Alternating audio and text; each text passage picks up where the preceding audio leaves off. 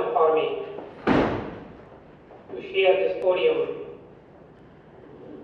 with Ms. Victoria Schofield, who is not only the great friend of Kashmir, but she is the great friend of South Asia, both India and Pakistan.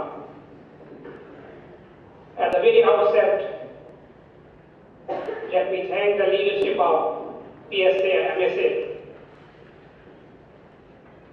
and Adnan Khan Saab, the President of COPA, for organizing this lecture on a very important topic, that is Kashmir. Ladies and gentlemen, Kashmir is important not only because it concerns 15 million people of Kashmir, but because it touches the lives and the future of more than 1.2 billion people of South Asia. That is home to 1/5 of total human race. But before expounding on the subject, I would like to very briefly say a few words about the latest round of talks between India and Pakistan that were held only day before yesterday in New Delhi. Ladies and gentlemen, one does not need to be an Einstein to understand that this meeting, it was just one more photo opportunity. Why I am saying that? Because when the Indian delegate, Ms. Nirupama Rao, she was asked, did you talk about the roadmap with your counterpart from Pakistan? And she said, I quote, we talk about to stay in touch, unquote. That was the outcome of the meeting that we have been waiting for the last 2 years, almost 2 years. But even then, we the people of Kashmir and the Kashmiri Americans, we support the peace talks between India and Pakistan. Because I am of the opinion, I may be a single voice, but that's my understanding, that why should India and Pakistan talk about Kashmir if they are not going to talk to each other? So that's why it is very important that India and Pakistan talk to each other. And secondly, we know that these talks between India and Pakistan for the last 4 or 5 years, they have opened the doors of understanding between India and Pakistan. They have also created an atmosphere of normalization in the region of South Asia. But ladies and gentlemen, let there be no doubt that talks without any defined parameters, even if they are going to be taking place between the Prime Minister Dr. Manmohan Singh and the President of Pakistan Asif Zardari, they are not going to lead us anywhere. Let us also remember, if there is no breakthrough in the thought processes, if there is no breakthrough in the mindset, then these talks are not going to guarantee peace in the region of South Asia. Ladies and gentlemen, I would like to focus on 3 important areas within the next few minutes. The ground reality, the Indian thinking, and international understanding about the issue of Kashmir. The ground reality is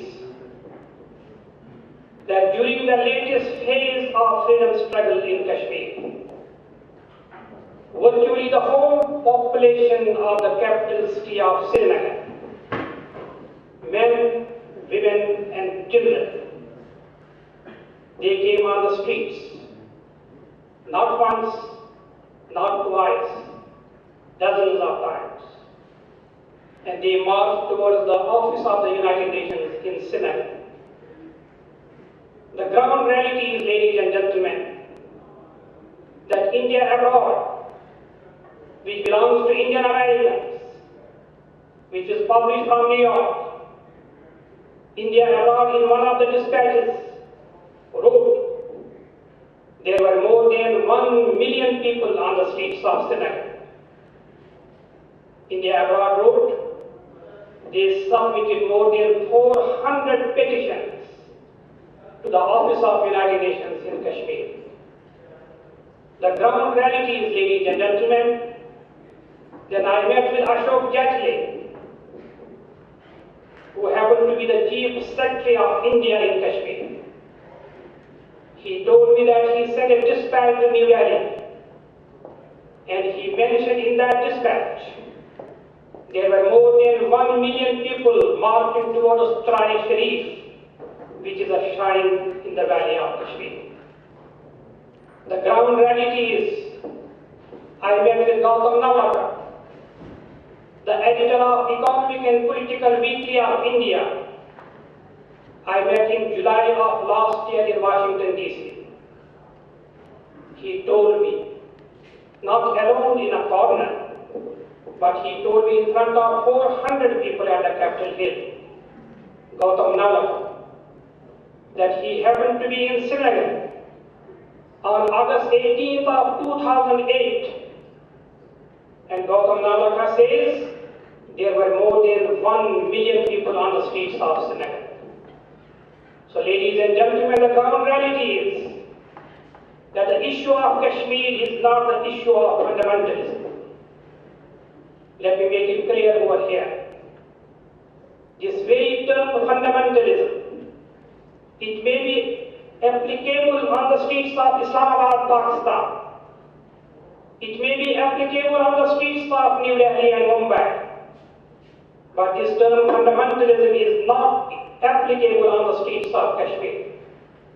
Because one of the proud distinctions of Kashmir, and that distinction not found in 1 year, that distinction not found in 1 year, 1 decade, that distinction not only for 1 century, that distinction has been for 700 to 800 centuries.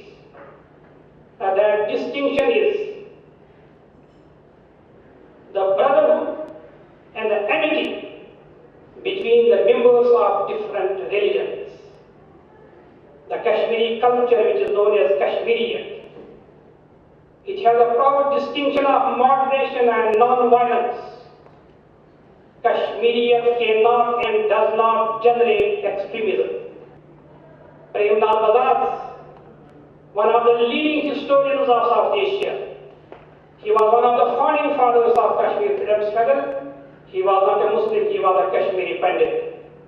And today when I am talking to you, a person like Ram Parasara, a person like Ved Basim, a person like Pandit Jitendra Bakshi, they are our leaders today. They are not Muslims, they are Hindus of Kashmir.